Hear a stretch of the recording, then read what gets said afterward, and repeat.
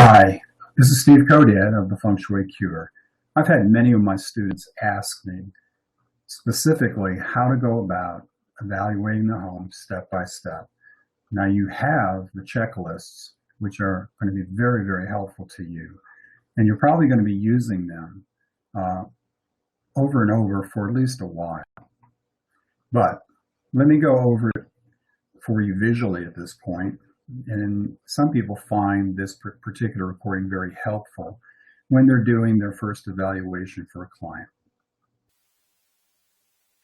Now, when you first arrive, please don't be in a hurry to go inside. You really want to get your impressions right away outside. So if you're trying to list this home, or you're trying to help them sell the home because you're a home stager, or you're the homeowner, okay, don't hurry inside. You want to walk down the street both ways and keep looking back at the house at different angles and with different sight lines. See what people are going to see when they're driving up to your listing. You're going to get a lot of information this way. So take your time. Take your time. Now look around the surrounding area very carefully. You want to see if there's anything that might be negative with respect to selling your home. Some of it you're not going to be able to correct. I mean, if your neighbor next door has an RV that is sitting in the driveway, it's going to probably be very difficult to get them to move that, unless your particular homeowner has a very good relationship with them. But you're looking for things like poison arrows that may have an effect, whether it's a transformer or maybe a pointed roof line at the house that you're going to be working on. So take your time. You're going to be looking at those first two of the 8 most impressionable moments quite a while. You're looking at the curb appeal and the walk from the driveway up to the front door. Start taking some notes right now. You've already looked at the modules that we've had before, talking about contrast, talking about where color needs to be presented. Write all these things down so that you don't forget them. So you're going to take a long time outside before you decide to walk in. You might even want to tell the client that you're going to be outside for a while before you come up to the door and introduce yourself or to walk in. Once you've done that and you've taken some good notes about that, take a really good look at that entrance, the mouth of chi, the front door. Does it blend in? Is there clutter? Have they framed the door correctly? Again, write yourself some notes. This is a very, very pivotal area for attracting positive chi into the house. Again, it's the main entrance for attracting the chi into the house. But it also is a very important part of the buyer's decision. The house on the right-hand side, I would like them to change that door color. It does not go well with that reddish brick. It sort of blends in, as an example.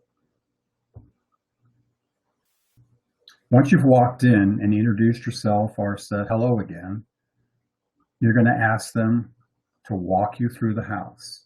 This will give you your first general impression of what's there. They're going to point out particular things that I'm sure they think are very positive. And again, you're going to get a good start by doing this. After you've done that, you want to go ahead and draw the floor plan of the first floor. Or if you're fortunate enough, they might even have a floor plan already for you that they can give to you. Once you have the floor plan, you're going to then start to use the bagua. So lay the bagua over your drawing. Label the dominant elements for each part of the house now. Draw the midpoint to find out where yang and yin rooms are. And again, we want to make sure that there is at least one yin room in the back of the house to create that sanctuary. Walk the house again. This time you're going to take notes on potential poison arrows. There are poison arrows in all three of these pictures. All of them need to be corrected. Anytime you see beams, it can be a real problem. It can be very attractive, but it also can be a Feng Shui problem. The picture on the bottom center, there are poison arrows coming off the fireplace. They might need to be softened. The picture on the top right, anytime you see a staircase like this where there's no foundation underneath it, okay, it's a real eyesore for a Feng Shui practitioner. There's no stability below that. So putting a plant or something underneath there to create a more solid feeling can be very helpful. You're next going to check the yin rooms. Are they being handled correctly? The one larger picture on this slide is not. The colors are too yang. There's too much sunlight coming in. So again, check the bedrooms very closely. The picture on the top right has a problem because of the ceiling. So what are you going to do with that? The next picture has a really good color scheme, which is very yin and very helpful. It and the room below it, the bedroom below it, are both very symmetrical. So they're handled real well. They're very yin. Next, check the yang rooms and make sure they're okay. You don't want them to be too yin, like you see in the pictures on the side. Both of those cases, those particular rooms, that living room and that kitchen, are a little too far the other direction and need to be brought back into a better yang balance. Again, the ratio we're always looking for is more 60-40. So the picture, the larger picture on this slide, has got a good yang percentage. The red pillows, if they were not there, would really hurt this particular room.